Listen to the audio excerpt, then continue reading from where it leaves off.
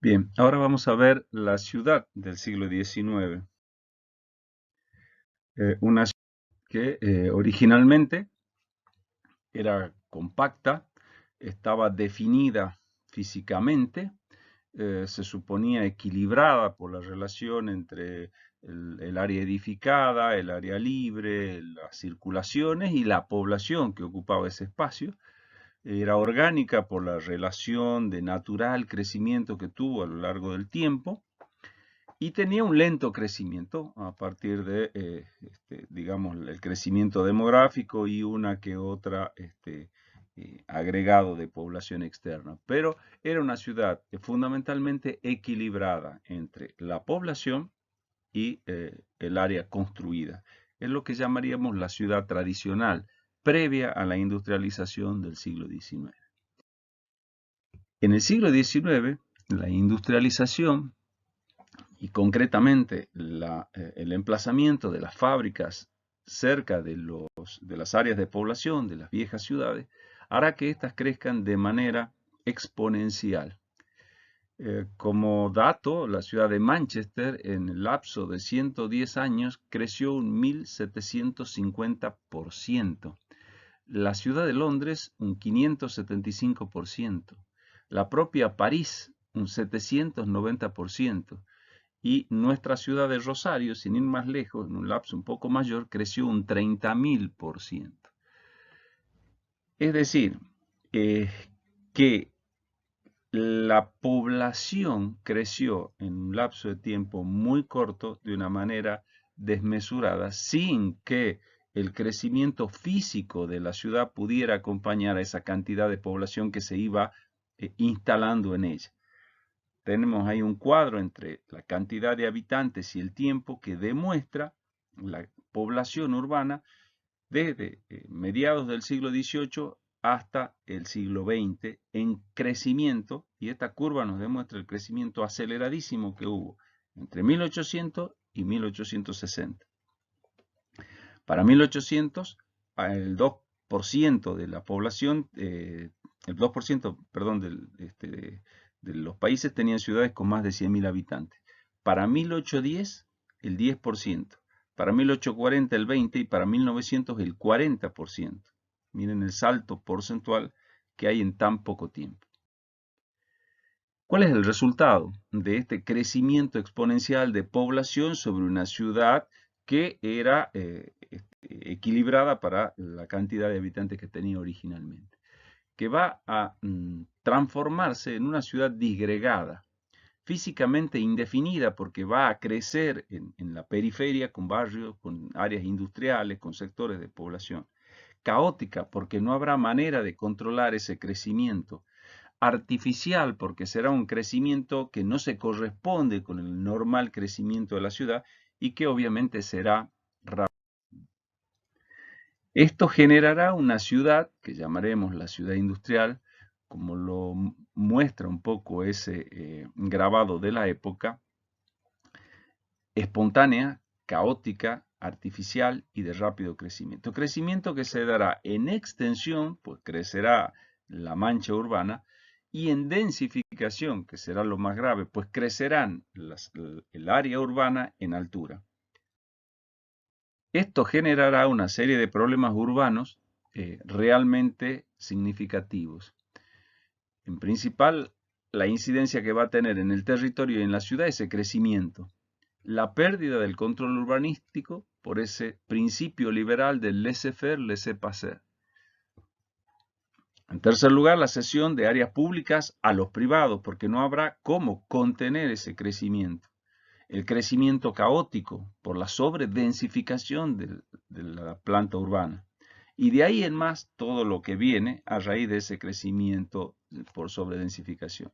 Insalubridad por falta de infraestructura, insalubridad por falta de servicios, como el caso de los residuos, insalubridad por falta de asesoramiento y ventilación en las viviendas, insalubridad por hacinamiento dentro de las viviendas, por la cantidad de gente que las ocupa, circulaciones caóticas porque el trazado es espontáneo y el ancho de calle es mínimo y funcionaba bien para aquella mínima cantidad de gente que tenía en la ciudad, por eso estaba equilibrada, pero no responde ni puede soportar el crecimiento de tránsito y circulación que hay a partir del crecimiento de la ciudad.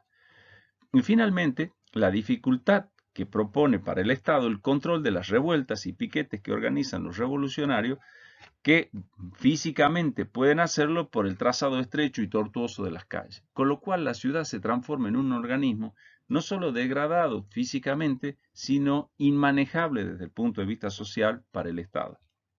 A esto hay que sumar la aparición de las pestes que, producto de la insalubridad general, van a hacer estragos en la población. Y esto va a llevar a que una serie de pensadores busquen soluciones posibles a esta ciudad industrial caótica y desbordada. Ellos se van a llamar los socialistas utópicos, que son pensadores socialistas anteriores al planteo del marxismo de 1847. El socialismo utópico es un término que se acuña en 1839 para diferenciarlo del socialismo científico de Engels y Marx, el cual se basaba en un análisis científico de la sociedad capitalista.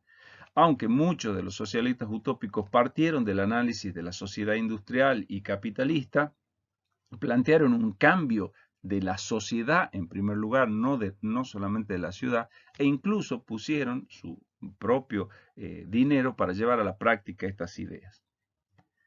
El socialismo se originó en el contexto de la Revolución Francesa, con Babeuf, y tiene distintas acepciones.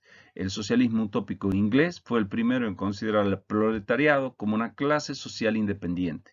Este surgió en Europa entre los siglos XVIII y XIX como una alternativa a las terribles condiciones de los trabajadores urbanos y campesinos. Los socialistas utópicos criticaban la sociedad capitalista en general, que era el resultado de la revolución industrial, en la que los trabajadores quedaban a merced de la rentabilidad del capital. No conciben ellos, los socialistas utópicos, la propiedad privada como un derecho natural y bregaron por la igualdad real entre los hombres. Por eso el concepto de utópico. La sociedad capitalista es aquella que había basado su organización en la estructura racional del trabajo, el dinero y la utilidad de los recursos de producción, y está formada por distintas clases socioeconómicas. Y el capitalismo es aquel sistema económico que se origina en Europa en el siglo XVI con el surgimiento del mercantilismo, aquel que decía que el Estado debía acumular riquezas para poder ser poderoso, y que se traslada socialmente al reemplazo de la aristocracia feudal basada en la propiedad de la tierra por la burguesía comerciante e industrial. Y esto altera el orden social y económico basado en el usufructo de la propiedad privada sobre el capital como herramienta de producción. El que tiene el capital, el que tiene la fábrica, es el que tiene los recursos para generar este incremento de capital. Y esto afecta a la totalidad de la vida social. Este desajuste que provoca el cambio de sistema, pasar del sistema feudal, aristocrático y en cierta medida equilibrado a este aceleradísimo proceso de industrialización, generación de trabajo fabril, generación de una nueva clase social obrera incapaz de enfrentarse a las condiciones de empleo que le propone el capital, exacerbado por las reglas del capitalismo que busca ganar el máximo rendimiento con el menor esfuerzo económico, hará que todo esto colapse. Y serán los socialistas utópicos quienes plantearán una serie de soluciones para tratar de revertir esta situación. Dentro de las corrientes de los socialistas utópicos podemos separar dos tipos de corrientes diferentes. Una, por su propuesta física, fundamentalmente denominada orgánica o romántica, y otra racionalista o maquinista. Dentro de la primera podremos citar a Robert Owen, a Charles Fourier, a Jean-Baptiste André Godin, a Ebenezer Howard y a Camilo Sitte. Y dentro de la racionalista a Arturo Soria y Mata, a Tony Garnier y Eugène Enart. Ambas corrientes darán lugar posteriormente a propuestas dentro de lo que ya conocemos como los modernos, los arquitectos modernos. En el caso de la corriente orgánica, dará lugar a las propuestas urbanas de Frank Lloyd Wright y dentro de la corriente racionalista o maquinista a las propuestas urbanas de Bruno Todd, Walter Gropius, Le Corbusier, Saint-Elia o Richard Neutra en Estados Unidos. Veamos ahora las propuestas de los socialistas utópicos de la corriente orgánica o romántica. En el caso de Robert Owen, él propone el paralelogramo como sistema. En el caso de Charles Fourier, el phalansterio. En el de André Godin, el familisterio. En el de Ebenezer Howard, la ciudad-jardín. Y en el de Camilo Sitte, un libro que se trata sobre el arte de construir las ciudades. Todos ellos están influidos por el pensamiento de Rousseau, uno de los pensadores ilustrados, el cual dice que el hombre es naturalmente inocente y feliz, y que es la cultura y la civilización las que le imponen la desigualdad entre ellos, en especial a partir del establecimiento de la propiedad privada, que es lo que les acarrea la infelicidad. Entonces, para entender el conflicto que sufre la ciudad, hay que entender el conflicto que sufre la sociedad y la manera en que estos pensadores identifican este conflicto. Fundamentalmente se lo asignan al concepto de la propiedad privada y al sistema capitalista como el origen de todo el problema. O sea, es la propiedad privada la que hace que los hombres compitan por el dinero para conseguirla, y entonces hay hombres que van a conseguir mucho dinero y hombres que van a caer en la pobreza. Para evitar eso, hay una serie de planteos sobre cómo podrían vivir los hombres en una comunidad ideal donde todos tuvieran los mismos derechos y la propiedad fuera, en términos genéricos, común a todos. Por eso es que son socialistas y utópicos. Veamos el primero, que es Robert Owen. Él es el fundador del socialismo inglés. Él era director de una fábrica en New Lanark, en Escocia, y logró, en la medida de lo que podía, mejorar las condiciones de los trabajadores, logrando así al mismo tiempo un aumento de la propiedad, de la productividad, y de los beneficios económicos que ésta demandaba.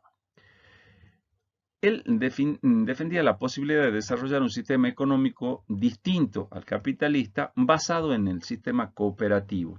Es decir, aquellos donde todos los empleados fueran socios dentro de la empresa.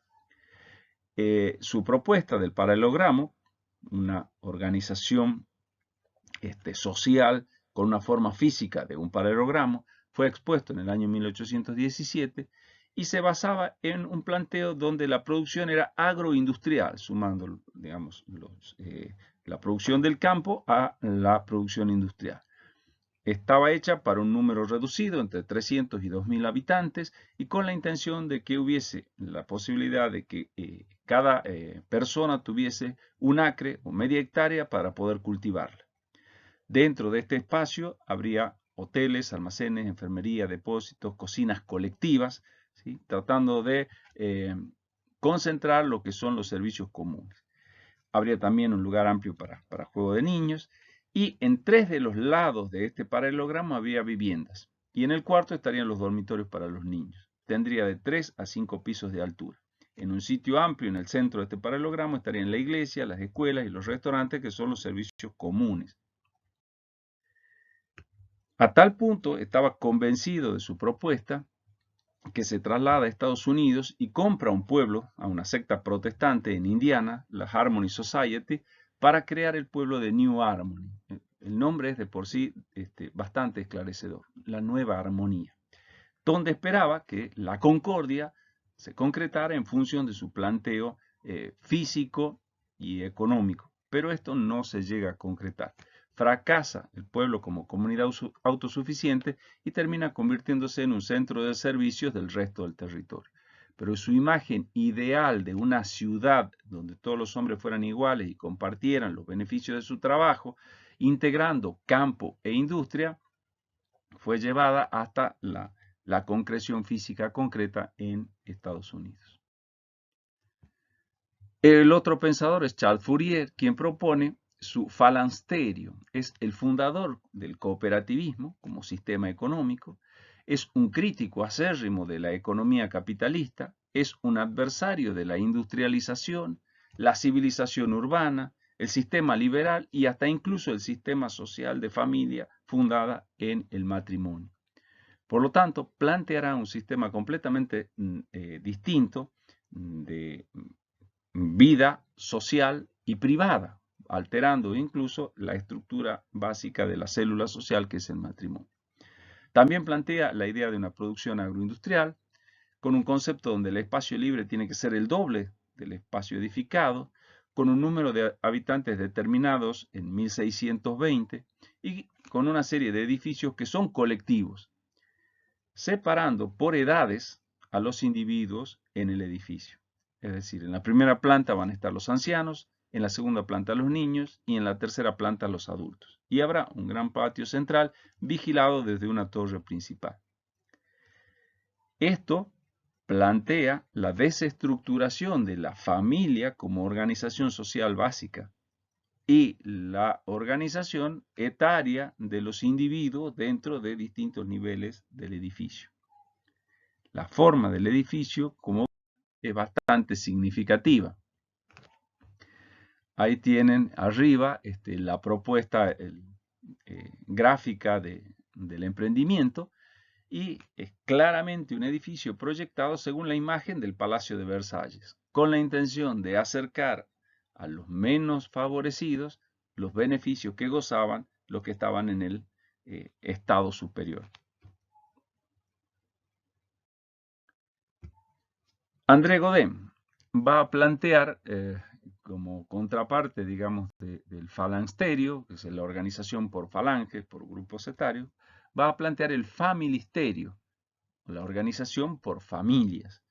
En este caso, con un tipo de producción netamente industrial, con un número de habitantes prácticamente idéntico, de 1600, donde aquel concepto de vida comunitaria que había planteado su antecesor va a ser reemplazada por la familia, y cada familia va a tener un alojamiento individual.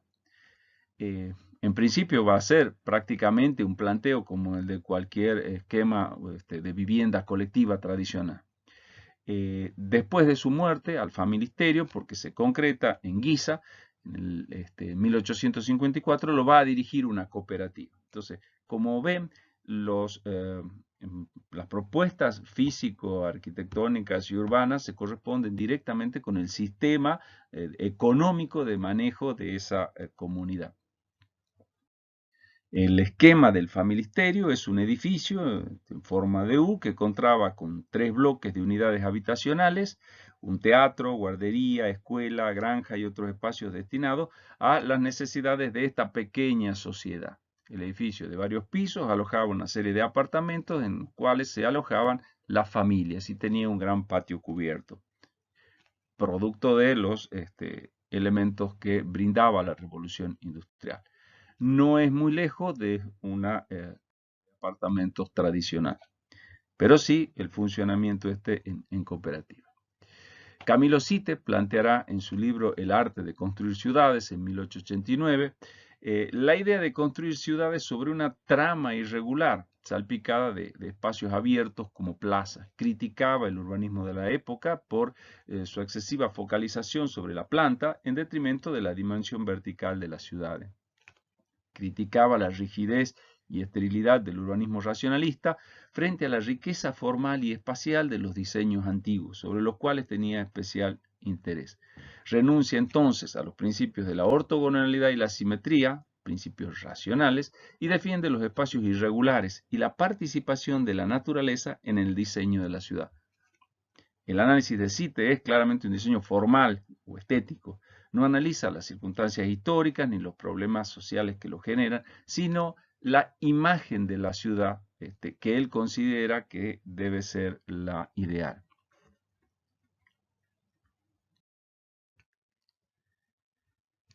Y vamos a ver el último caso con una propuesta que figura como tema específico en el programa, que es la de Werner Hauer, La ciudad jardín del mañana, de 1898.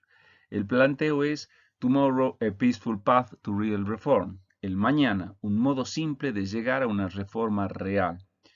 Él va a tener una preocupación social por la salud y la higiene. Ya hemos hablado de la cuestión esta de las pestes que lamentablemente hemos tenido conocimiento directo en estos últimos tiempos del estrago que produce. Y en función de eso va a plantear ciudades con un máximo de 30.000 habitantes y una ocupación de 400 hectáreas. Vemos el salto de escala entre los 1.600 habitantes aproximadamente que planteaban los otros conjuntos, que eran pequeñas comunidades agroindustriales, a esto que es una ciudad con las dimensiones propias de la misma. Y él se va a basar en esta propuesta de la ciudad del mañana en una teoría que llama de los 3 imanes o los 3 magnetos como figura en ese gráfico. Ese gráfico muestra 3 imanes que tensionan a los individuos, a la sociedad que no sabe a dónde ir. ¿A dónde irá esa sociedad? Tirada por estos 3 imanes, atraída por estos 3 imanes. El primero de ellos es la ciudad. Y él dirá en ese gráfico que la ciudad tiene ausencia de naturaleza, pero al mismo tiempo oportunidad social. Propone la diversión, pero tiene mucha distancia al trabajo. Los sueldos son altos, pero los alquileres también son altos y hay mucha posibilidad de empleo, pero hay horas excesivas de trabajo. El aire está viciado, los drenajes son muy costosos, el cielo es oscuro, pero las calles están bien iluminadas. Y hay barrios que son marginales y hay zonas que son prácticamente palaciegas. Por el contrario, en el campo hay ausencia de sociedad, pero la naturaleza es bella. Falta trabajo, la tierra está inactiva, los salarios son bajos, pero los alquileres también son bajos. Las horas de trabajo también son excesivas, pero el aire es fresco, el sol es brillante. No tiene drenaje, no tiene espíritu público y en muchos casos hay pueblos que están desiertos. En cambio, en la ciudad jardín, que es su propuesta de la ciudad del mañana, la naturaleza es bella y hay oportunidad social. Hay campos y parques de fácil acceso y los alquileres son bajos, pero los salarios son altos. El campo sirve a la empresa. Hay aire puro, hay agua, hay buen drenaje, las casas son luminosas, no tiene humo y no existen los barrios marginales. Es una ciudad realmente ideal. Entonces, lo que él plantea es, por un lado, la ciudad, por el otro lado el campo, son dos realidades opuestas, cada una con sus ventajas y desventajas, y el hombre está atraído entre estos dos modos de vida. La solución es la tercera alternativa, la de la ciudad jardín. Y va a plantear en este cartel, claramente graficado, la imagen de la ciudad del ayer, vivir y trabajar en el humo que producen las fábricas. El hoy, vivir en el suburbio limpio y trabajar en el humo en la ciudad. La ciudad del mañana permitirá vivir y trabajar en el sol en Wellwyn Garden City. ¿Sí? La propuesta de una ciudad jardín concreta. Su propuesta no era solamente a escala urbana, sino a escala territorial, con un planteo de ciudad central y ciudades satélites vinculadas a esta a través de las vías férreas, que eran el medio de locomoción por excelencia en la época. Y de esta manera permitir el crecimiento equilibrado, regular y sostenible de la población en el territorio, partiendo de una ciudad central de 58.000 habitantes a ciudades satélites de 32.000 habitantes, con la ciudad principal donde se concentran la mayor cantidad de servicios, áreas libres entre ellas y la vinculación por las redes de ferrocarril. Esto obviamente es un esquema, no es un planteo real de cómo serían las ciudades, pero nos manifiesta la forma en que podría ocuparse el territorio de una manera equilibrada, siempre poniendo límite al crecimiento de la ciudad e incluso identificando funciones específicas para ciudad central y las ciudades satélites. Ese es el diagrama, las vías de ferrocarril, el sector de campo a la vuelta de las ciudades y la ciudad central y la ciudad jardín. Y específicamente dentro de cada ciudad jardín había una estructura radioconcéntrica donde en el punto central habría un gran espacio libre con los edificios públicos a su alrededor, luego franjas radiales de área verde, un gran parque, avenidas, zonas de vivienda, una gran avenida con edificios y servicios, como el caso de las escuelas, luego otra franja de viviendas y finalmente la zona de las fábricas menores y más lejos las fábricas más pesadas. Por fuera de todo esto, la línea de ferrocarril conectaría cada uno de los puntos radiales de la ciudad que a su vez tienen grandes bulevares que conectan el centro con los extremos y conectarían las vías férreas a estos extremos con el perímetro de la ciudad y con las otras ciudades satélite o con la ciudad central. De esta manera establece todo un sistema de vinculaciones a través de vías férreas, grandes bulevares y calles menores para la resolución de la circulación urbana e interurbana. Esta ciudad se construye y en sus propuestas concretas a escala de territorio, a escala de ciudad y construida a escala de arquitectura. La idea es que el concepto a nivel de territorio, que son ciudades integradas en un sistema de ocupación territorial, a escala de ciudad, de que hay nuevos criterios de diseño urbano buscando el equilibrio entre la ciudad y la naturaleza, entre los dos imanes de ciudad y campo, y a nivel de la arquitectura es una arquitectura con baja densidad de ocupación y el uso de la vegetación como puntos de atracción para crear rincones especiales. Es decir, ese carácter pintoresco que habíamos visto propuesto por otro de estos socialistas utópicos. Los responsables del diseño de esta ciudad son los arquitectos Barry Parker y Raymond Unwin, que en la ciudad de Letchworth, en el año 1902, ponen en práctica los principios de la ciudad jardín de Ebenezer Howard. Y ahí vemos una imagen de este bulevar central, de las casas de baja densidad, y cómo el paisaje urbano toma esa característica prácticamente de suburbio por el tipo de vivienda y por el tipo de espacios verdes que el esquema en planta y la vista del mismo es aproximadamente radioconcéntrico, con bulevares que convergen en ese espacio central y en todo el conjunto hay un gran predominio de verde. Esa es la imagen bucólica de esta ciudad en sus comienzos, la ciudad cuando el arbolado ha crecido y el paisaje urbano pintoresco fruto de la irregularidad del trazado en algunos puntos y del tipo de viviendas y del esponjamiento del tejido por las áreas verdes intermedias.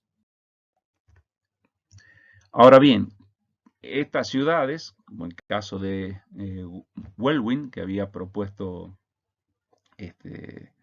Ebenezer Howard en su propuesta de Ciudad del Mañana, o de Riverside en Illinois, son los únicos casos en los que se concreta mínimamente, pero va camino, en realidad, a perderse el concepto inicial de ciudad que ocupa un área territorial y transformarse básicamente en lo que es un barrio jardín, en una escala menor, con baja densidad, con una estructura radial jerarquizada en algunos puntos y servicios comunes, pero en escalas mucho menores como es la de un barrio de viviendas.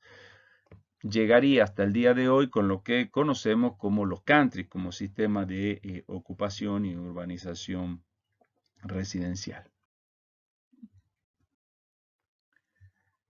La otra corriente, la corriente racionalista o maquinista, tendrá a Arturo Soria y Mata con su propuesta de ciudad lineal en 1882, a Tony Garnier con su propuesta de ciudad industrial en 1901 y a Eugene Enard con un estudio sobre las vías y flujos de tráfico bastante avanzados para su época a fines de 1903. Arturo Soria y Mata era un ingeniero de caminos, canales y puentes español que proponía resolver los problemas de la higiene, del hacinamiento y sobre todo del transporte que afectaban a la ciudad de la época. Llevó a la práctica su propuesta comprando terrenos en la parte este de Madrid y comenzó a construir ahí la primera ciudad industrial. Hay que tener en cuenta que era un ingeniero de caminos y por lo tanto sabía sobre el trazado. Fue el introductor del primer tranvía en Madrid y creó un ferrocarril suburbano y un tranvía de circunvalación. Y a partir de allí hizo su planteo de ciudad lineal estructurada a través de una espina dorsal de vías principales de comunicación con el ferrocarril como elemento fundamental. El ancho era de 500 metros, estaba recorrida en toda la longitud por una o más vías férreas y planteaba una facilidad de comunicación obviamente entre el campo y la ciudad y conectaba ciudades existentes, con lo cual a su vez permitía esta integración territorial que planteó en su momento la ciudad jardín de Venecia. El parcelamiento, sin embargo, apelaba a una forma rectangular de manzanas. Recuerden que estamos dentro de la corriente racional. Los lotes eran rectangulares, pero con una superficie de 400 metros cuadrados como mínimo, y de los cuales debía ocuparse solo una quinta parte, lo cual muestra el carácter de baja densidad que tenía todo el planteo. La calle principal era una calle arbolada de 40 metros de ancho, recorrida por un ferrocarril eléctrico en el medio. Ese es el esquema que tenemos en la parte inferior de la izquierda. Las viviendas a los lados y la gran calle central con el recorrido viario rápido del ferrocarril y las áreas para los otros vehículos menores. Las calles transversales tendrían 20 metros de ancho y 200 metros de longitud como máximo, que es lo que estaban definiendo las manzanas rectangulares. A la derecha tenemos el esquema de la avenida central y las manzanas a cada lado de esta gran avenida. Y arriba el afiche de la portada de la revista que se publica en 1902 sobre la propuesta de ciudad lineal. Obviamente en un estilo modernista propio de la época y propio de España. La aplicación del modelo se da entonces en estas áreas, en la afuera de Madrid, donde compra estos terrenos, a lo largo de, originalmente eran 58 kilómetros y solamente se trazan 22, con los lotes como estas manzanas que se están viendo ahí, digamos. Esas son las manzanas de la ciudad lineal que él plantea. Y ahí, en esa vista aérea, vemos cómo ese sector, definido por la línea roja, es lo que queda de ese planteo, donde claramente está establecido el eje principal por donde va el ferrocarril y los sectores de manzanas rectangulares a los lados. La segunda propuesta es la de Tony Garnier, que propone para ya 1901 una ciudad industrial concretamente. Él tiene una formación académica, estudió en la Escuela de Bellas Artes y propone una ciudad para 35.000 habitantes, resultado de las necesidades de la producción industrial basado en los principios higienistas y de la ciudad jardín, pero con un concepto muy claro, separa cada elemento uno del otro, y esto es un antecedente a tener en cuenta para lo que serán las propuestas del periodo siguiente. Incluso tiene una serie de dibujos respecto de los edificios y de la ciudad en sí misma, realizados en hormigón armado, en hierro y en vidrio, aprovechando los nuevos materiales fruto de la revolución industrial. Estamos hablando, claro, de principios del siglo XX. Ahí tenemos el área residencial con el sector de los edificios comunes más importantes, el área industrial, el área de la ciudad vieja, cuya propuesta es ampliar la ciudad vieja con la estación central y la estación de ferrocarril cerca entre el área residencial y el área industrial. El área industrial incluso plantea cómo va a brindar energía a toda esa ciudad con una planta motriz provista por una central eléctrica y un embalse, y ahí tienen la imagen muy significativa de formas que acompañan estas propuestas. El área residencial se da en un gran parque con manzanas rectangulares, con una gran avenida central. Incluso llega a definir los planos de estas unidades de vivienda que son espejadas. Los lotes no van a tener división entre las parcelas y la superficie construida es del 50% del lote. Como verán acá es más densidad, pero lo mismo estamos hablando de la mitad del lote libre. Y la imagen de las viviendas son viviendas con techo plano, aberturas sencillas, sin ornamentación. Está adelantando un lenguaje que veremos después en lo que es el movimiento moderno. El lugar donde se ubican los edificios principales públicos es el centro cívico, donde sus formas hacen alarde de las nuevas tecnologías. Ahí se encuentran los hospitales, las escuelas, la estación del ferrocarril también que se plantea con estas formas, digamos, de avanzada para la época. Y esa sería la imagen general de esta ciudad con la vista en primer punto del gran centro cívico. El último de estos socialistas es Eugene Renard, quien hará todo un análisis sobre las circulaciones, teniendo en cuenta que para 1910 había 54.000 autos en Francia y esto complicaba muchísimo el tránsito. Entonces su propuesta será este esquema de calles subterráneas de varios niveles, con cada uno para distintos tipos de tránsito vehicular, ferrocarril, colectivos, etc. Con sus sistemas de ventilación, dejando libre lo que sería el nivel 00.